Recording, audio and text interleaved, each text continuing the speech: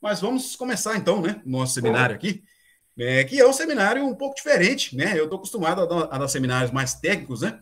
Mas eu tenho aí uma longa discussão com alguns bons amigos, até inclusive formados em filosofia mesmo, sobre esses assuntos, mas não vou aprofundar questões aqui filosóficas muito detalhadas, como métodos de indução e dedução. Podem ficar tranquilos, eu não vou aprofundar nessas questões. Eu vou trazer muito mais alguns ganchos de assuntos que vocês têm interesse, certo? Então não precisa preocupar com um seminário técnico, não, que eu acho que vai ser algo bem diferente do que vocês estão acostumados, talvez, a ver aí, né? Então, vamos falar, né, de ciência, tecnologia e filosofia. Bom, então, esse é o tema do seminário, né? Ciência, tecnologia e filosofia do futuro. Então, a gente tem que falar dessas três coisinhas, né, e pensar no futuro. Beleza. E o que a gente espera de um seminário desse tipo? A gente espera uma discussão com início, meio e fim, né? Organizada, sequencial, tal como a gente encontra nos livros, né? Com conteúdos ali que a gente consegue prever até o que vai ter no início, no fim, né? Bonitinho. E podemos ter um conteúdo que traga segurança para todo mundo acreditar, o que a gente espera, né? A gente sair satisfeito mesmo, falar, olha, eu não tenho mais perguntas no seminário, é quando você acredita no que o cara falou, certo? Então é o que você espera de um seminário. A gente espera também que o seminário tenha conclusões, né? E respostas para grandes perguntas da humanidade. Então, a gente espera isso aí, em geral, quando a gente fala assunto ciência, tecnologia e filosofia, né? Porque essas áreas de conhecimento visam abordar, né, para dar uma segurança, tem que passar por aí. Só que a história aqui é outra, certo? O que nós teremos não é nada disso. Nada mesmo, certo? Ao invés de uma discussão com início, meio e fim, nós vamos ter só início. Não tem meio nem fim no nosso seminário. Então, vai ser bem diferente do esperado, certo? Vai ser bem diferente do que se espera dos livros também. Os livros têm um conteúdo organizado, sequencial. Não vai ter sequência aqui, certo? Então é para quebrar a expectativa. Não, você vai esperando uma coisa, vai ter outra. E o segundo tópico, né? Você espera uma coisa, tenha segurança que você vai acreditar. É o contrário. Eu quero aqui é provocar. E ao invés de você acreditar, eu quero que você deixe de acreditar e comece a questionar, certo? É diferente. Então você vai abandonar, né, a segurança que você tem. Eu quero que vocês fiquem numa zona de insegurança, de desconforto, com as informações que eu comentar, certo? E por último, mas não menos importante, ao invés de conclusões, nós teremos respostas inconclusivas, certo? E muito mais perguntas do que resposta. Pode ter certeza que esse seminário não vai trazer a resposta final para alguma coisa, alguma questão filosófica grande. Vocês têm dúvida? Com certeza não. Eu vou, na verdade, provocar muito mais do que responder. Mas isso é o caminho para o nosso conhecimento. Nosso conhecimento, ele acontece assim, certo? Ele não é uma coisa em que você tem respostas prontas ou um final conclusivo para nada. O conhecimento humano, no fim das contas, ele é ilimitado. A nossa tarefa de aprender é ilimitada. A educação, a forma de adquirir conhecimento nessas três áreas, ciência, tecnologia e filosofia, não é uma coisa que você termina. É uma coisa para a vida inteira. Educação não é uma coisa que, nossa, eu sou uma pessoa educada. Não, nós estamos nos educando a vida inteira, certo? Então não tem conclusão nenhuma nessa história. Nós vamos estar sempre perguntando e questionando, porque é assim que é o nosso motor do conhecimento, certo?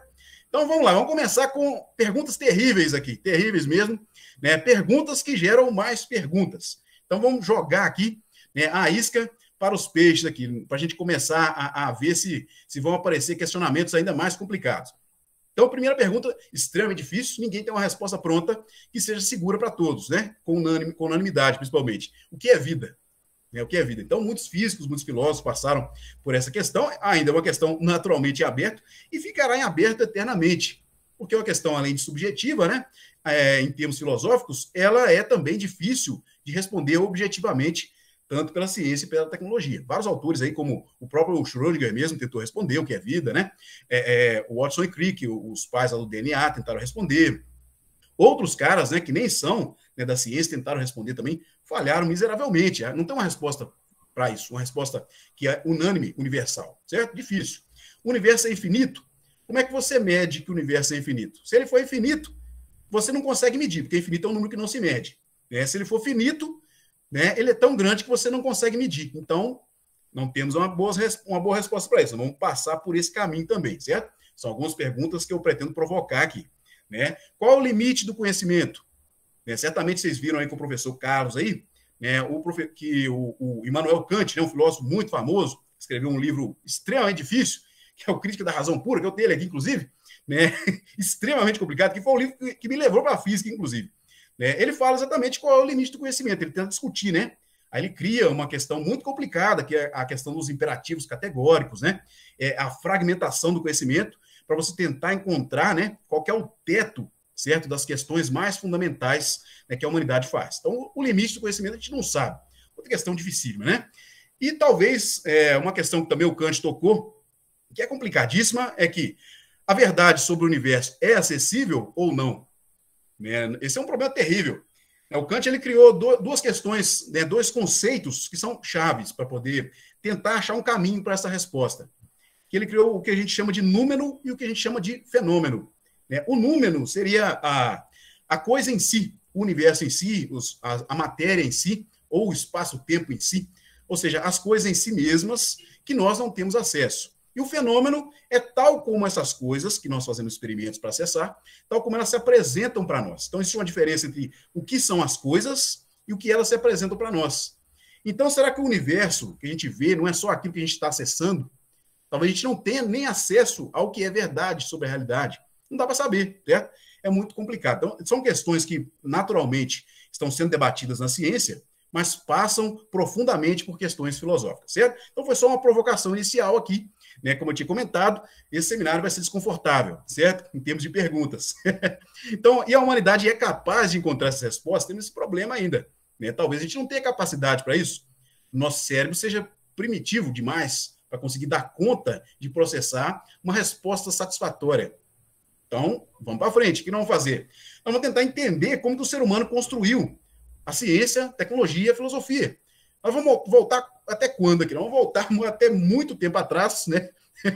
Na época da pré-história, né? Bom, o que nós vamos falar aqui, né? Por que eu voltei tão longe assim? Para a gente poder responder o que é ciência, quando ela começa, o que é tecnologia, quando ela começa. Nós, por essas pinturas rupestres aí, na época aí, bem antiga, né, de 2,5 milhões de anos atrás, o Homo habilis, o ancestral do ser humano, já estava criando conhecimento, criando uma forma de registrar o seu conhecimento. Que conhecimento é esse? Nós vemos aqui o conhecimento de caça, né? Deixa eu ligar o cursor aqui, ó. Existe um conhecimento de caça que o ser humano tem. Deixa eu colocar um apontador a laser, um laser falso aqui. De laser o Carlos entende aí, hein? Então, nós temos aqui um conhecimento registrado da caça humana e da utilização de ferramentas, ou seja, ele criou uma técnica para poder aproveitar as propriedades dos materiais, né, e conseguir, de certa forma, utilizar isso a seu favor. Ou seja, uma necessidade e também uma vontade. Existiam questões de natureza de sobrevivência, né, para o ser humano poder se sentir motivado a criar essas lanças, esses utensílios, né, por meio dos materiais primitivos, mas também existia uma questão cultural, porque há indícios, né, em pedras aí, na época do Mesolítico e Neolítico principalmente, né, que esses utensílios, vários utensílios, não apenas esses, serviam também de rituais e de arte, certo? Existiam questões religiosas em religiões primitivas, não se sabe exatamente o que era isso, mas rituais associados à morte, né? Encontraram tumbas, né, com armas, com utensílios. Então, é uma motivação que vai além da necessidade prática, certo? Existem questões culturais ali que levaram o homem a fabricar, né, esses equipamentos, e isso não é ciência nem tecnologia ainda. Isso é apenas um conjunto de técnicas, né, rudimentares, mas que permitiu ao ser humano, com o passar dos anos, chegar em ciência e tecnologia aos poucos. Mas aqui nós não estamos nem na filosofia ainda, né? A filosofia talvez seja a mais avançada, né, a mais sofisticada, né, das ferramentas do homem, né? Porque as outras ferramentas são materiais fora do homem. A filosofia é uma ferramenta que está nele, né? Então aqui nós estamos falando só de coisas externas. O homem nem filosofava aí, né? No máximo um uga-uga, quem sabe? Né? Então vamos avançar um pouco no tempo e falar aqui de 3.000 anos atrás, 3.000 anos antes de Cristo, na verdade, né? E até 700 anos antes de Cristo, que foi a idade dos metais, a idade do ferro, a idade do bronze, né? Do cobre e tudo mais, onde o ser humano percebeu que ele consegue modificar a natureza, né? E com isso ele pode estudar materiais diferentes para criar coisas que ele não encontrava na natureza. Ela não tinha mais. Então, dessa forma, né, o ser humano conseguiu fazer algumas transformações, né, também por processos que envolviam rituais, né? Stonehenge aqui na Inglaterra tem relação aí com druidas, né? Com uma série de seitas muito antigas, né? E tudo mais. E aqui temos esse do meio aqui, essa figura do meio. Só comentar um pouquinho sobre as figuras. Isso aqui é um espelho, certo? Isso é um espelho de metal, isso é um espelho de ferro, um dos espelhos mais antigos do mundo. O ser humano começou a tentar imitar a natureza. É uma forma de adquirir conhecimento, né? Aqui várias espadas de bronze, ferro e tudo mais, né? E aqui uma máscara de Agamenon. O ser humano começou a se projetar na própria arte, né? E também como uma demonstração de poder, existia uma vontade ali, né, necessária para poder, né, se impor, né? E aí ele conseguiu, de certa forma, né, se projetar também. Agamenon, para quem não sabe, né, é um personagem que eu não sei muito bem se ele é um personagem histórico ou se ele é um personagem mitológico. Eu tenho minhas dúvidas. Ele é o cunhado da Helena de Troia, né? Vamos dizer assim, é o irmão como é que é o nome do cara? Menelau. Né? Mas aparentemente foi um personagem histórico. Mas aí as histórias e a mitologia se confundem, né? Então eu não sei muito bem até onde é a história, até onde é a mitologia. Mas, bom, há uma outra questão histórica interessante, falando ainda de desenvolvimento de técnicas e acúmulo de conhecimento técnico que levou a ciência, levou a tecnologia aos poucos. Né? Temos uma idade da cerâmica, que pouco é comentada. A gente fala muito de idade do ferro, né? Idade dos metais, idade do bronze, mas idade da cerâmica, o que é isso? Né? Bom, por que eu coloquei isso? Porque, em geral, o sistema de idades para classificar a história da ciência, a história da classificação dos materiais, né, que o ser humano é capaz de modificar, em geral, não passa pela cerâmica. Então, eu coloquei esse paralelo aqui, porque as civilizações ocidentais não valorizavam tanto, e não valorizam ainda, tanto a cerâmica quanto as orientais. Aí eu me refiro a Japão, Índia e China, principalmente. Embora outras civilizações também passaram, né, por uma idade da cerâmica, e isso, né, isso é um registro histórico interessante, porque a história ocidental é uma coisa, a história do resto do mundo e oriental também é outra, e tem outras partes do mundo que estão em outras épocas, né? Inclusive, nós temos civilizações hoje que ainda estão na Idade da Pedra, né? Você pegar algumas tribos aborígenes da Austrália, ainda estão na Idade da Pedra. Então, essa questão da ciência e a evolução da ciência e da tecnologia é muito relativa à cultura do local. Né? A gente não pode falar que ele está na Idade da Pedra apenas de forma geral. Está na Idade da Pedra em relação à cultura ocidental, certo? Então, em relação à cultura oriental, talvez nós estamos muito atrasados, né, na idade da cerâmica. Então, é uma questão complicada, muito relativa. Então, as tecnologias e a forma de modificar a natureza, né, foram sendo modificadas e avançando conforme as questões culturais também, naturalmente. E, né, abrindo um adendo aqui, puxando a sardinha um pouco para o meu lado, né, quem sabe nós estamos numa nova idade da cerâmica agora, porque os materiais cerâmicos que estão aqui, que eu coloquei do lado direito, inclusive, né, são materiais que estão sendo utilizados por tecnologias atuais, para a construção de computadores quânticos, por exemplo. Aqui nós temos 2 materiais, né, que foram assunto aí da minha tese de doutorado, inclusive. Né? Alguns amigos meus trabalharam com esses materiais. Aqui está o selenito de bismuto, telurete de bismuto, né, que são isolantes topológicos. Né? São materiais que pretendem, né, substituir os dispositivos de silício e criar, quem sabe, um dispositivo spintrônico, circuitos spintrônicos. Tem um monte de propostas aí rolando. Eu não vou adentrar aí nessas questões, não. E aqui em cima nós temos um anel, né, supercondutor, e um supercondutor aqui apresentando o efeito Meissner, né, flutuando aí em cima desse círculo aí, né, que é um material cerâmico também. Né? Então, a cerâmica ela ainda está sendo estudada, né, com fins bem diferentes do que a gente conhece, não apenas ornamentos e utensílios mais básicos, né, ou artísticos, embora eles também sejam importantes, ok? Bom, vamos falar da filosofia agora, porque eu falei muito de técnicas, né, e coisas que têm questões práticas associadas. Mas agora tem alguns recursos aqui que estão no homem, não estão fora dele, né? O homem tem que transformar a natureza, mas a transformação do próprio homem também tem que ser levada em conta aqui na nossa mini revisão histórica, né? Que eu falei que vou pegar alguns pontos soltos aqui, né? Então, basicamente, né, nós temos uma linha do tempo aqui, né? Claro que eu não vou falar de todos aqui de forma nenhuma, o seminário não dá tempo não, para a gente falar tanto assim. Mas vamos pegar aqui para a gente falar 2 pontos essenciais. Primeiro, o Tales de Mileto, que é considerado apenas o primeiro filósofo e o primeiro cara a fazer um experimento científico, né? O experimento de eletrostática, inclusive. Ele pegou o âmbar, né? O elétron em grego, né? E raspou ali, raspou em um outro material e percebeu, né, que existiam fenômenos elétricos a partir disso, que era capaz de atrair, né, pele de outros animais, pelo de outros animais, etc. Né? Então, Tales de Mileto pode talvez ser, né, reconhecido como o primeiro cara que deu o pontapé aí para a ciência experimental acontecer, né? Embora a ciência experimental não aconteceu com ele, né? Temos esse problema. Então, a ideia geral aqui, né, é a gente compreender, né, que se eu tenho, né, um início experimental, uma motivação que funcionou, né, por que o resto da galera toda, da filosofia, né, também não usou essa ideia de experimentar, de utilizar métodos experimentais para verificar suas verdades.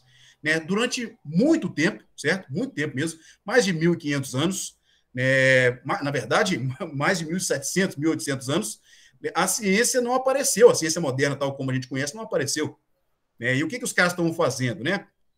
Para a gente é natural imaginar aí que a ciência está funcionando, mas a gente não compreende o funcionamento atual, simplesmente porque alguém chegou do nada e jogou aí as questões científicas prontas para a gente.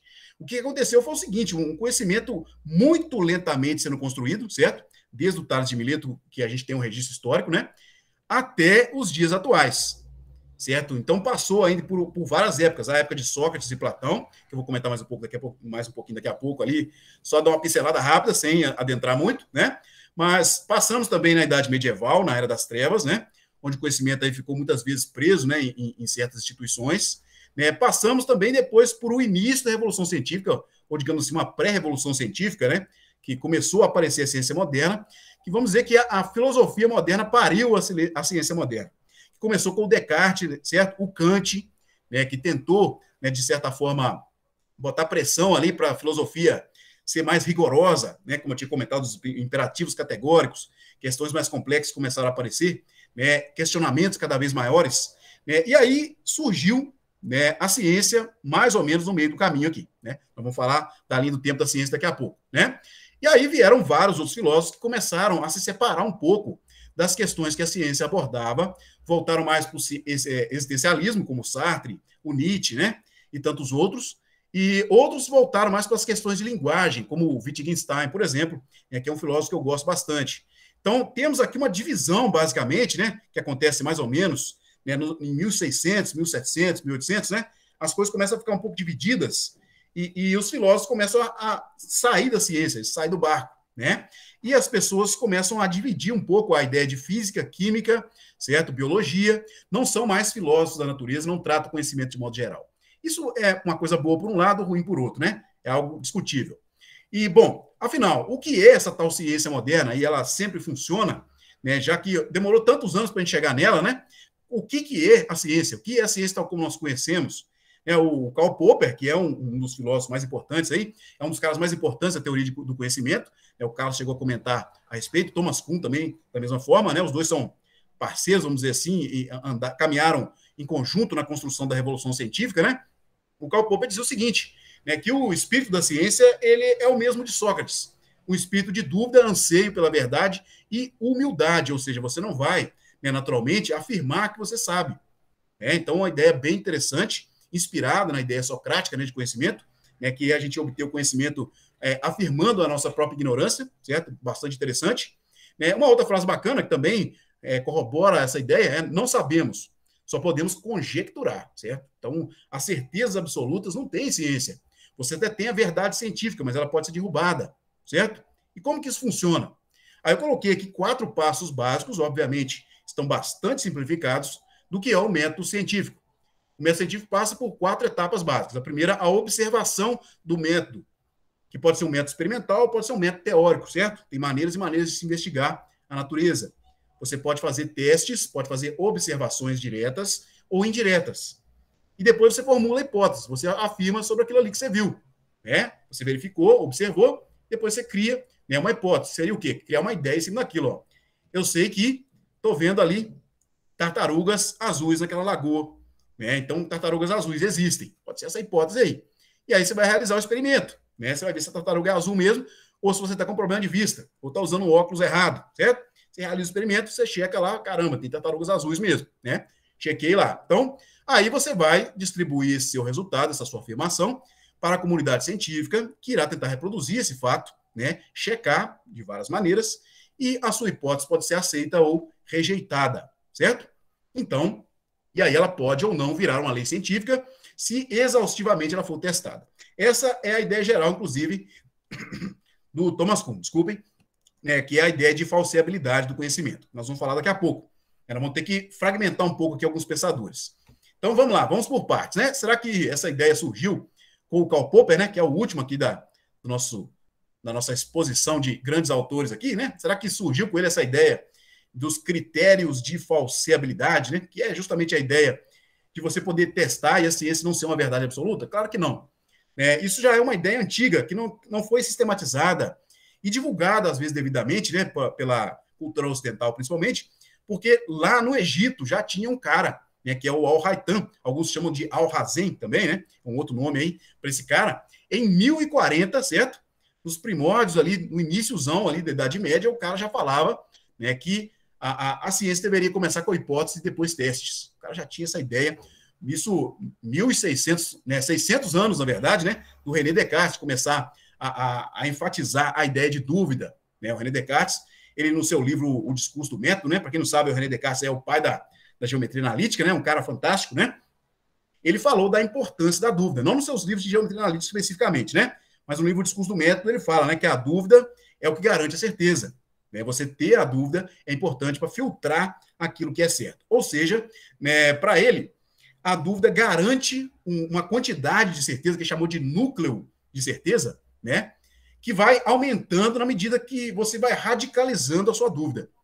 Quanto mais você radicalizar a sua dúvida, mais certeza você tem na sua afirmação. Então, o René Descartes era um filósofo racionalista, ele não era necessariamente um cientista, embora fosse matemático, né? E fez contribuições, sim, para a física, principalmente na parte ótica, etc. Mas, ainda assim, né, ele tinha, né, uma noção muito mais voltada para o racionalismo, no sentido de encontrar a razão, né, a verdade pela razão, do que por experimentos. Né? Então, era um cara que tinha uma visão ainda nos primórdios da Revolução Científica. Foi digamos assim, o embrião da Revolução Científica começou com ele, talvez, mas antes disso, né, o espermatozoide estava lá no Egito, certo? E o Thomas Kuhn, que eu comentei lá atrás, né, o Carlos também falou a respeito, antes do seminário começar, né, é o cara que trouxe, digamos, popularizou o termo Revolução Científica como aquilo que aconteceu na época que esses caras viveram, né? Na época que apareceram ali Newton, Galileu, né? E os gigantes que alavancaram, né, o método científico, certo? Que nós vamos falar dele na sequência. Então, Thomas Kuhn e Karl Popper, eles são os principais, talvez, autores, pelo menos na minha opinião, da teoria do conhecimento. Esses caras são gigantes, certo? São caras fantásticos que conseguiram sistematizar a ideia do que é o método científico. Então, eles criaram várias metodologias, discutiram profundamente os métodos de indução, dedução, né, como formular postulados, teorias e etc., né, com muitos detalhes. Os livros são difíceis, inclusive, hein? Barra pesado, mas recomendo ler, certo? Alguns nomes importantes da ciência moderna, tal como a gente conhece. Então, uma vez que estava criado o método científico, como é que foi a aplicação dele? Galileu foi o pai da ciência moderna, porque é o cara que, sem dúvida, abraçou de vez a ideia de fazer experimentos. Né? Ele trouxe uma quantidade imensa de resultados em várias áreas da física e escreveu livros fantásticos. Eu tenho até livro aqui, inclusive, livro do Galileu. Né? E recomendo que vocês deem uma lida, sim. São livros muito bons mesmo hoje. Embora os conceitos ali estejam tratados com uma linguagem um pouco estranha, às vezes, né? Mas todas as ideias são muito boas. Vale a pena dar uma lida aí nos livros de Galileu. E do Newton, da mesma forma.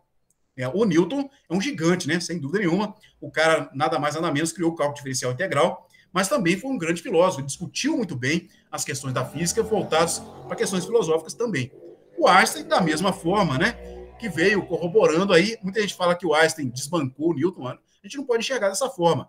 Conhecimento é uma construção, certo? Uma construção que aos poucos a gente vai chegando, né, em consensos, né, mais próximos da verdade, certo? Mas não quer dizer que é a verdade absoluta também não. Então, o que Newton postulou, ele identificou como verdade, Einstein mostrou, olha, peraí, não é bem assim. Né? O que você propôs funciona até certo ponto. Né? Quer dizer que o Newton está errado? Não, ele está certo dentro dos limites do conhecimento que ele tinha. Né? E a mecânica newtoniana funciona muito bem dentro de certos limites, nós sabemos disso, né? Da mesma forma, a relatividade geral de Einstein também tem limitações no funcionamento, certo? Outros casos que eu não posso deixar de citar, embora o meu conhecimento e profundidade sobre eles é raso, certo? Mas o Charles Darwin, Marie Curie, né? E o Alan Turing. São caras fantásticos de outras áreas do conhecimento, embora Marie Curie tenha um pé na física também, né? Ela é física e química, né? Então, é uma pessoa fantástica, ganhou nada mais, nada menos que 2 prêmios Nobel de Física, né? Em áreas distintas, né? Algo realmente louvável aí na história da ciência, um grande exemplo para nós, né? E esse pessoal, eles trazem pensamentos fantásticos, né? Trouxe algumas pequenas frases que representam um pouco, né, das ideias desse pessoal, mas a contribuição deles é muito maior que isso, certo? Eu só quis dar uma representatividade aqui para essas ideias, porque a ciência não é só pela física, não. Eu estou falando pela física simplesmente por mero conforto da minha parte, certo?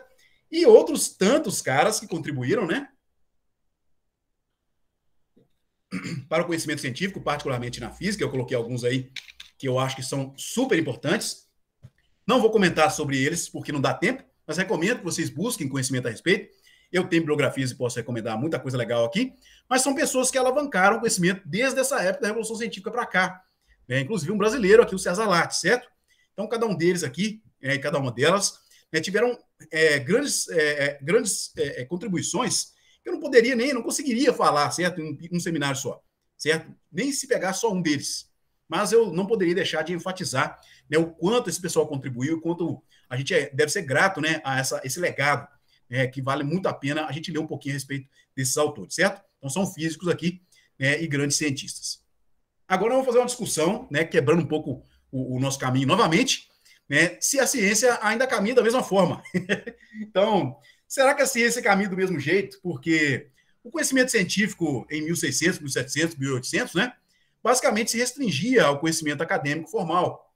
Então, era professor, giz no quadro, né, fazendo as continhas, desenvolvendo, os alunos copiando e recebendo a informação ali e recebendo também a sua formação ou criando, né, em conjunto, a sua formação.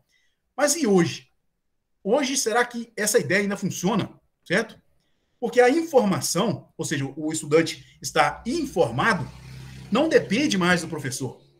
Não depende mais. Então, a construção da ciência, certo? E do conhecimento, do ensino, seja de filosofia, de ciência ou de tecnologia de modo geral, a informação não depende mais do professor. A informação está disponível de graça para todo mundo em qualquer lugar do planeta, pela internet. Então, o professor tem que ser muito mais voltado para a formação do que a informação agora. Então, a ciência agora, ela tem um jeito diferente até de criar os seus cientistas. E tudo isso tem que ser discutido com profundidade, com cuidado, certo? Então, isso aqui é, inclusive, um quadro da minha letra, hein? Isso aqui é uma aula minha de mecânica vetorial aí. Né? E, bom, então, a época de Einstein quer dizer que está ultrapassada? Não. Mas ela tem que ser repensada, a forma de trabalhar, até analiticamente. Muita coisa pode ser substituída por computacionalmente, né? E experimentos que eram feitos para informar o aluno das coisas não são mais tão importantes. Às vezes é importante muito mais formar, ou seja, colocar o aluno para fazer o experimento. Porque ver o experimento ele já vê na internet. Então é muito mais importante ele fazer, botar o aluno para fazer a mão na massa. Ou seja, a construção do cientista e do engenheiro, né, para trabalhar com ciência, com tecnologia, ou do matemático, que é outra pessoa, né, depende muito mais da pessoa agir em prol da sua formação do que receber informação. Informação todo mundo recebe em todo lugar do planeta. Mesmo quem não tem nem interesse na informação recebe. Às vezes até com fake news demais, né? Isso a gente vai falar daqui a pouco. Certo? Então, né, voltando nessa questão do conhecimento estar disponível no mundo todo, como que está essa história aí? Né? Isso é coisa de agora, só porque a gente tem internet? Na verdade, não. Só comentando rapidamente, os cabos de telégrafo, certo, já estavam disponíveis aí em 1869, atravessando os oceanos. Então, a gente já tinha informação atravessando oceanos aí, né, por meio de eletricidade.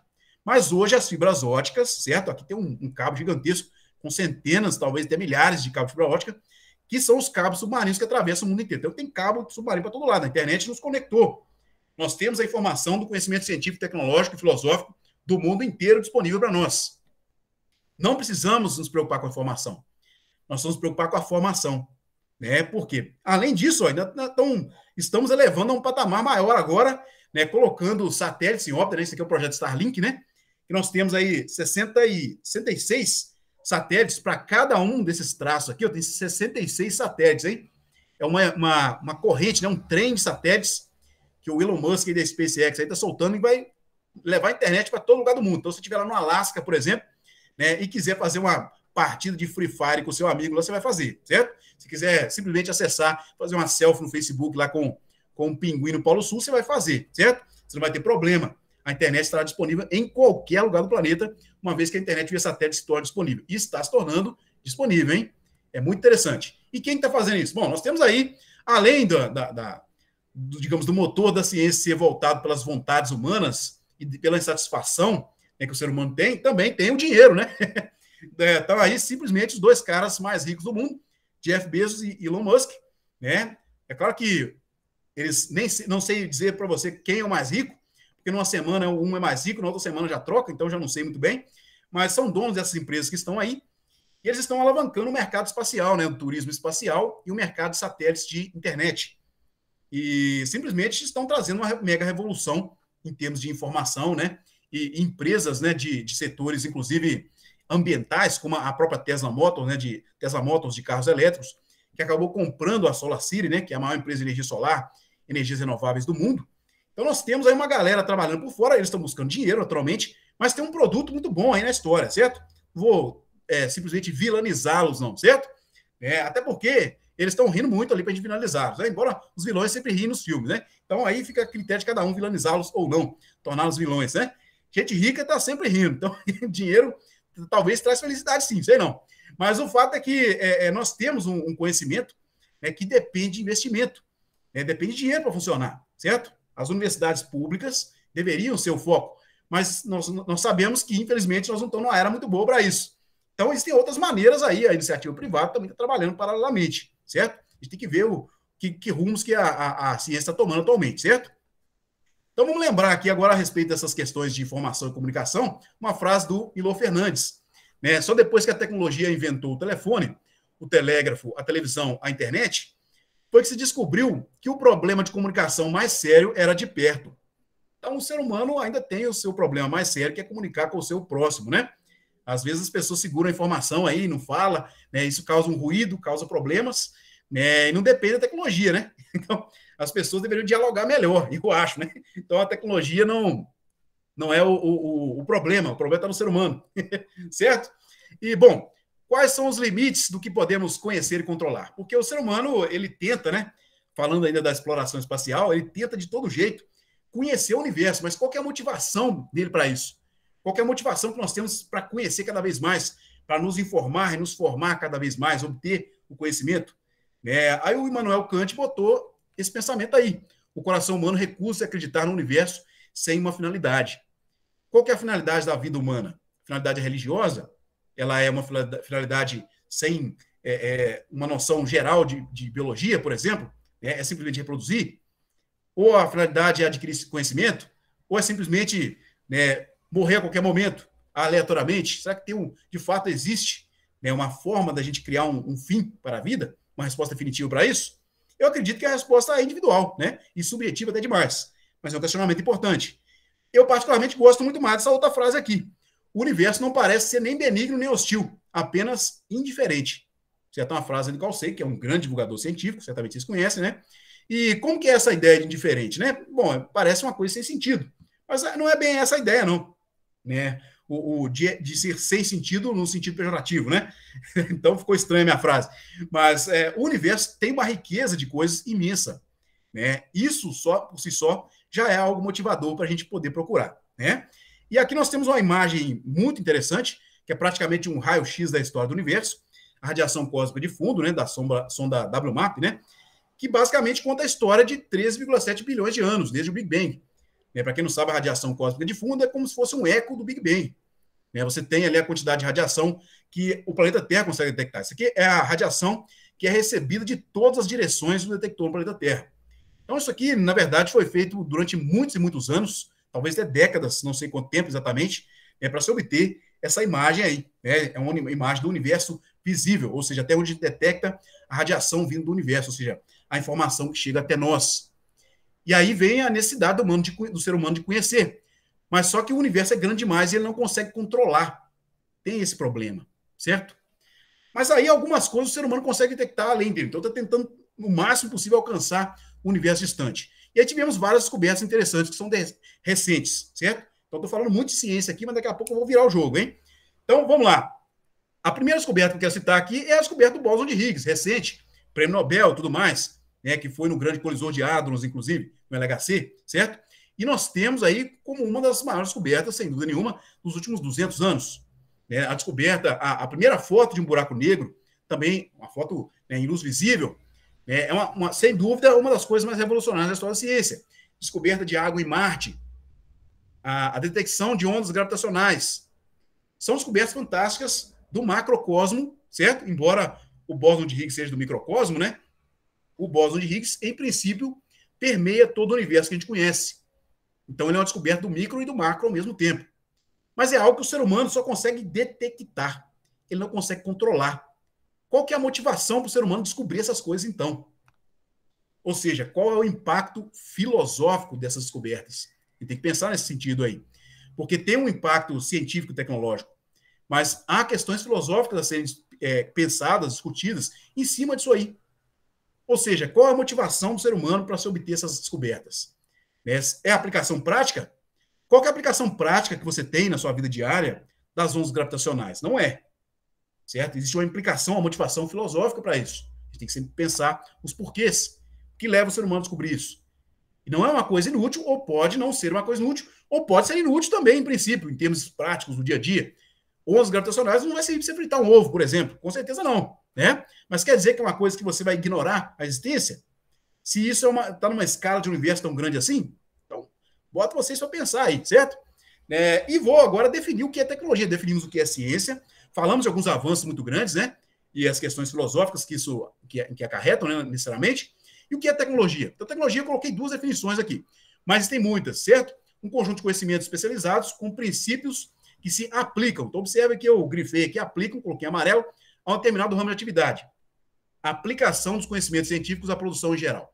Então, eu coloquei a palavra aplicar para a gente lembrar que tecnologia pode ser, em geral, uma coisa mais prática do que a ciência em si. Então, ciência e tecnologia muitas vezes caminham juntas, mas a tecnologia está muito mais associada a questões práticas. Embora conceitos e metodologias também possam ser chamados de tecnologias. Um algoritmo, por exemplo, que é um software, né? Uma forma de escrever operações lógicas, pode ser uma tecnologia. Estou dando um exemplo aqui de que algo pode ser escrito e não necessariamente é uma coisa prática que você, né, vê como tecnologia, um material, certo? Mas atualmente nós temos materiais, um exemplo aí, painéis de luz solar, uma tecnologia que está muito em alta, nós temos até celulares à luz solar hoje em dia, né? São coisas muito interessantes, que o ser humano está aprendendo a manipular, né, a criar, né, o seu próprio mundo.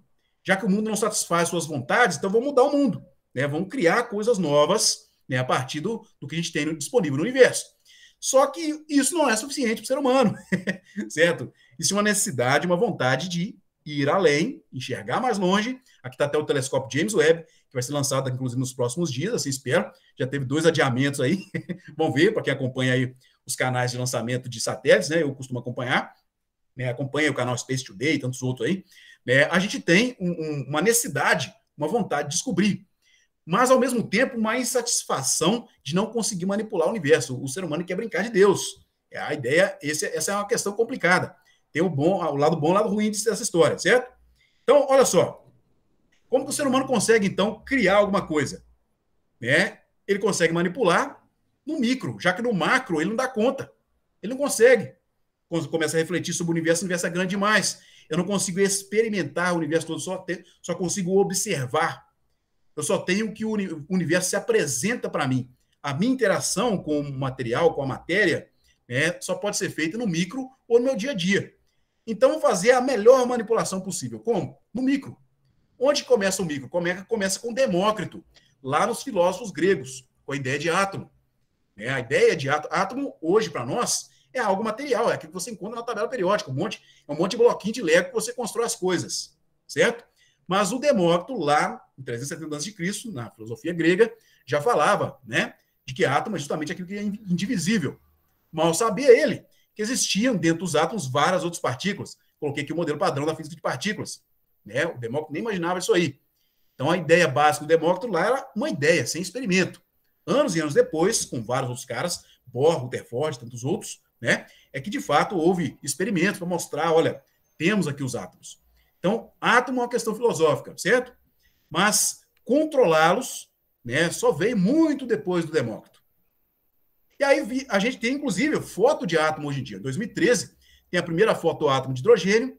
Né? Atualmente, inclusive, nós temos fotos de átomos multieletrônicos muito grandes, como, por exemplo, os átomos aqui de rádio, certo? Que é um elemento radioativo. Você consegue isolar um átomo, essa bolotinha aqui no meio aqui é um átomo só, certo? Então, nós estamos no estágio que nós temos que começar a filosofar a respeito de que ciência nós criamos, né? A ideia de átomo, Demócrito, era só um pensamento. Todos esses anos nós chegamos na ideia dele, que era uma ideia, agora é algo que é mensurável. Né? Então, e por que a gente precisa ver átomo? E por que nós temos que ir além? Tem algo menor que as partículas elementares? Né? Vamos pensar a respeito disso.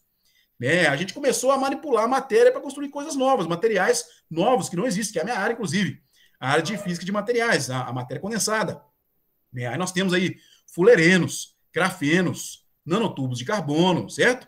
E tantos outros materiais que são fruto do conhecimento humano, Você não vai encontrar um fulereno na natureza, você não vai achar um nanotubo de carbono, não vai achar. Isso é coisa que o ser humano criou, ou seja, o ser humano idealizou uma coisa, né, e pegou e mexeu na natureza para satisfazer suas vontades e criou esses materiais, né, por meio de síntese e caracterização. Aqui nós temos, inclusive, um GIF aqui bem interessante da fibra, certo? De nanotubo, certo? Nós temos materiais fibrosos, tem fibra de grafeno, né, fibra de nanotubo, e tem, né, fulerenos também, uma tentativa de usar fulerenos para medicamentos. Mas aqui do lado direito, para a gente ver como que a tecnologia está absurda, a gente toma até um susto, nós temos aqui uma imagem, embora naturalmente no computador de vocês não vai dar para ver, no meu muito menos, né, uma imagem de 1.600 quadros por segundo de fulerenos em movimento. Já é possível fazer uma imagem assim, certo? A gente retira o ruído e consegue checar a movimentação de um gás. Então a gente consegue filmar microscopicamente acontecimentos que o Demócrito, né, de Abdera, lá na Grécia Antiga, como filósofo, jamais sonhava, certo? E aí eu vou, para fechar aqui, colocar alguns pontos a respeito de tecnologias que exigem a nossa atenção atualmente, certo? E que, sim, merecem uma reflexão filosófica profunda. A primeira delas, a inteligência artificial, né? Inclusive, a gente pode apontar ela como um grande avanço para a humanidade, mas também como um grande risco para a humanidade. Em que aspecto, né? A gente pode pensar no filme Exterminador do Futuro ou coisa do tipo, né? Não é isso que eu estou falando. Estou falando principalmente na questão, né, de que nós, como seres humanos, temos que nos reinventar para não perder os nossos empregos, certo? A inteligência artificial, ela está aí para tirar empregos de algumas pessoas e para criar outros também, naturalmente, certo? Então a gente tem que se adaptar. O que é a inteligência artificial? Basicamente são computadores que já estão pensando de forma tão complexa ou muito mais que o ser humano, com uma capacidade assombrosa de raciocínio, né, para resolver vários problemas, como vocês estão vendo aqui, uma mão mecânica resolvendo um cubo de Rubik, né, que uma mão do ser humano, né, alguns seres humanos muito gênios até conseguem, mas aqui ele resolve em alguns segundos. Aqui temos uma outra coisa interessante também, que é a internet das coisas, que também se utilizará da inteligência artificial, certo? A ideia aqui é falar sequencialmente. Então eu tenho, né, o que é a internet das coisas? Né? A internet das coisas é quando você tem internet em coisas banais, que aparentemente não precisariam de internet em um mundo, né, da década de 90.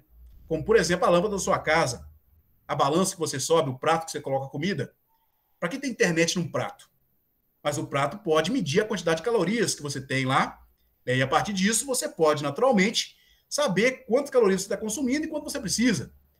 A lâmpada da sua casa, se estiver conectada à internet, ela demonstra quanto de consumo você tem, né, durante o dia. Ela pode te dar um gráfico mostrando que você está aumentando, diminuindo o consumo de energia na sua casa. Você pode otimizar isso aí, né? O seu carro pode ter a internet das coisas, veio para ficar. Tem roupa com internet, boné com internet, certo? Um jogo que aborda muito essa questão, que eu recomendo como bibliografia aí, ó. Vocês estavam esperando a bibliografia de um livro, vou recomendar um videogame aqui, ó, um jogo. Watch Dogs. São 3 jogos. O primeiro, o segundo e o terceiro aí. O terceiro se chama Watch Dogs Legion, né? Ele é um jogo sobre internet das coisas, onde nós temos uma cidade onde tudo funciona com base na internet. O semáforo, você abrir um carro, entrar no banco, conversar com as pessoas, tudo depende de internet mais do que nunca. Então, é uma idealização de um futuro distópico aí, né, onde a internet das coisas é a principal tarefa da humanidade, é lidar com isso, né? Bem interessante, né? E temos ainda a realidade aumentada, né? Que é um assunto muito legal, né? Que já está aí disponível para algumas pessoas, né? Em jogos principalmente, mas já tem GPS de realidade aumentada, onde você consegue passear por uma rua e, naturalmente, essa rua já é detectada pelo GPS e aparece no seu celular, com a câmera e tudo mais, o caminho que você tem que seguir. Isso é um negócio, um recurso muito interessante, mas isso pode ser utilizado para projetos, para reuniões online, né? E agora para o Meta, né, do Facebook aí, o metaverso, né? Quem sabe eles vão utilizar aí esse recurso de realidade aumentada também. E, por último, mas não menos importante, a computação quântica, né, que é, sem dúvida, o maior avanço computacional da humanidade até o momento, e nós estamos vivendo uma era da revolução, né, da computação, né, em termos de processamento, que é uma grande briga aí entre Estados Unidos, China, né, e outros países, IBM, Google, para quem constrói o computador quântico mais avançado, né, em termos de qubits. Então, é uma tentativa de superar o cérebro humano. Né, são questões que entram até no filme Matrix, que está voltando aí de novo, inclusive, né, que eu gosto pra caramba aí de ficção científica. Já deu para sacar, né? Então, como bibliografia recomendada, assistam a trilogia Matrix, principalmente o primeiro filme também. Né? E, por último, mas não menos importante, até pegou um pedaço aqui, rapaz, eu estou vendo a figura, ficou por cima, né? A robótica mais a inteligência artificial, certo? Que a robótica sozinha é só uma automação. Então, não é uma grande revolução fantástica como foi na primeira Revolução Industrial, né? Na segunda, aliás, Revolução Industrial. Mas agora, nós temos a robótica mais inteligência artificial, certo? na quarta revolução industrial, ou indústria 4.0, se vocês quiserem chamar assim, né? E é uma questão que envolve conceitos de ciência e tecnologia, sim, mas também de filosofia, porque os robôs podem, necessariamente, em algum momento, adquirir consciência própria, ou quererem direitos, certo? Essa é uma questão difícil de ser respondida.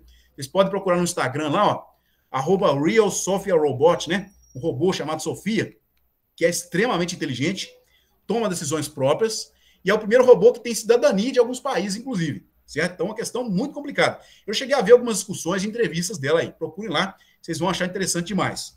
Né? Então nós temos uma situação muito estranha, né, de robôs muito, muito espertos, que têm uma inteligência artificial fantástica, e eles também têm questões filosóficas, certo? Que eles mesmos levantam sobre a própria existência. Isso é um pouco assustador até, né? E temos também o transhumanismo, que é um outro caminho da robótica, que ao invés de a gente construir robôs inteligentes, nós, seres humanos, nos tornarmos os robôs. Então, é uma questão muito complicada, né? Que aí você cai no problema, né, do existencialismo, que é o ser. É o que é o ser. O ser humano, né? Se ele se substituir completamente por máquina, ele pode ser considerado um ser ainda? Fica a pergunta para vocês aí. Dificílima, inclusive. Questões existencialistas muito complexas. Né? Ramo da filosofia para se debater eternamente. Esse camarada aqui, ó, ele substituiu o braço dele por uma máquina de tatuagem. Ou seja, ele substituiu o braço dele por algo uma função que ele faz. Então o corpo dele passou a ser parte do trabalho e vice-versa. Complicado. Tem uns robôs dançando aqui, ó. Isso aqui poderia ser parte do ser humano, certo? Essas pernas poderiam ser pernas do ser humano. Então a gente pode implantar membros aqui. Tem um cara com braço robótico aqui, ó. Isso aqui não é videogame, não. Isso aqui é de verdade, certo? Aqui do lado aqui tem alguns jogos que eu vou comentar a respeito, né? Mas esse camarada aqui está com um braço mecânico extremamente funcional, onde consegue tocar piano, por exemplo, tocar violão até. Então nós temos avanços imensos que o ser humano começa a substituir suas partes. Aí tem as partes transplantadas que são para substituição, mas tem as partes também que são aparentemente melhores que as originais. Por exemplo, corredores que colocam pernas que são próteses que correm mais que uma pessoa real. Esse é um problema. E se em algum momento nós conseguimos turbinar o nosso cérebro para uma parte robótica, né? E aí, como é que fica? Né? Quem toparia? Se a gente conseguisse aumentar a longevidade humana, a memória humana, eliminar algumas doenças, aí entre questões complicadas aí. Eu discuti isso num vídeo no meu canal lá, inclusive, hein? Né? E 2 jogos que eu recomendo muito aqui é o Deus Ex, são 2 jogos, o Human Revolution e o Mankind Divided, são 2 jogos muito bons que tratam desse assunto do transhumanismo, e o jogo traz, os jogos, né, trazem documentários sobre transhumanismo e discussões filosóficas do que é o ser humano, né, na medida que ele se transforma. Então, bem interessante. E tem um mais recente aí, né, que eu já vi muitas críticas e tudo, mas a proposta do game é interessante, é o Cyberpunk 2077. Né, recomendo aí como 2 bibliografias aqui. Além dos livros, artigos que estão na internet disponíveis eternamente. Mas nos games você consegue vivenciar essa ideia de uma forma mais lúdica, vamos dizer assim. Então, por isso que eu estou recomendando games aqui. Que todo seminário, de todas as pessoas, esse pessoal recomenda livros, artigos, certo? Eu estou fazendo diferente aqui, estou recomendando games. Certo? Então, vamos lá, né? Uma frase de impacto aqui para a gente quebrar mais uma vez a nossa expectativa. Eu trocaria toda a minha tecnologia por uma tarde com Sócrates. Uma frase do Steve Jobs. E aí, vocês fariam a mesma coisa, hein? Será, hein? Caramba!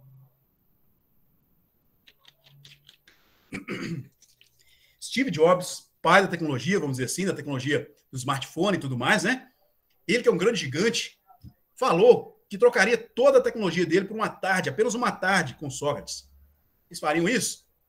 Bom, ele poderia até fazer, mas eu não, por uma razão muito simples, né? Primeiro, porque eu valorizo muito minha tecnologia. Mas segundo, porque eu não falo grego, certo? Não ia adiantar nada, seria uma reunião inútil. Eu não conseguiria nem comunicar com ele. Não sei se Steve Jobs pensou nisso, hein? Bola pra frente. Então vamos lá. De onde viemos e para onde vamos? Vamos refletir um pouquinho aqui a respeito, né, de questões fundamentais devido aos impactos da tecnologia, certo? Porque a tecnologia, ela parece uma coisa muito linda, maravilhosa, né? Eu mostrei muita coisa legal aí, mas ela tem seus impactos, sim, que nós precisamos de recursos naturais sendo explorados no nosso planeta para que isso aconteça. Então vamos pensar sempre nos impactos. Nós temos impactos. E isso também merece uma reflexão filosófica, ou seja, né, o ser humano está se destruindo. Nós estamos consumindo o planeta por causa das nossas necessidades. Mas nós não somos a única forma de vida do planeta, não. Então nós temos que pensar nisso também, certo? E a globalização do padrão de consumo, ou seja, a gente quer ter muito mais do que ser. Será que a gente precisa realmente de tudo que nós estamos criando? E esse crescimento, de fato, é para o bem da população, pelo bem da humanidade? Ou é só uma vontade de brincar de Deus, de ego do ser humano? Né? Ele só simplesmente quer saciar a sua angústia, uma angústia metafísica, por assim dizer, né? Uma angústia que vai além do que ele vê. Ele só quer satisfazer a sua vontade. Então, algo para se pensar. Né? E por último, mas não menos importante, né, nós temos o grande impacto disso, que é a desigualdade e exclusão social. E essas pessoas ficam excluídas até mesmo dessa discussão que nós estamos recebendo agora.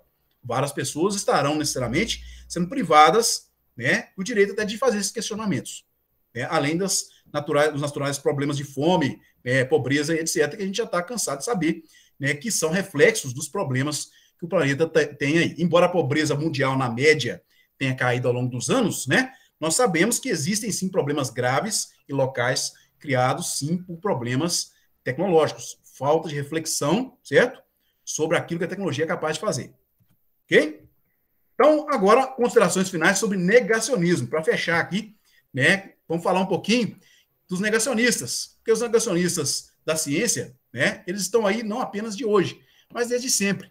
Né? E a gente tem que sempre lembrar disso, porque o negacionismo está aí para ser combatido frequentemente. Não é uma coisa só dos terraplanistas, do pessoal antivacina, não. Né? Olha só a frase desse camarada aqui, ó. O cavalo está aqui para ficar, mas o automóvel é apenas uma novidade, uma moda. O presidente do Banco Michigan falou isso para nada mais nada menos que o Henry Ford, o criador da montadora Ford, quando o primeiro automóvel foi mostrado para o público como uma tecnologia nova. Então, o cara duvidou do automóvel e falou que a solução era o cavalo. Então, temos esse tipo de negacionismo, que é bastante antigo, mas sempre tem essa galera do contra, né? Que também tem a sua importância, né? Mas a gente perceber que a ciência ela é sempre construída dessa forma, com pessoas negando, certo? O telefone, segunda frase aí, o telefone tem muitas desvantagens para ser considerado seriamente um meio de comunicação. O aparelho não tem valor para nós. Então, um memorando de uma empresa de comunicação que rejeitou o telefone. Eles achavam que carta era melhor. Então, complicado. Complicado. Mais uma. A televisão não vai durar porque logo as pessoas irão ficar cansadas de olhar para uma caixa de madeira todas as noites. Então, assim, sem comentários, né?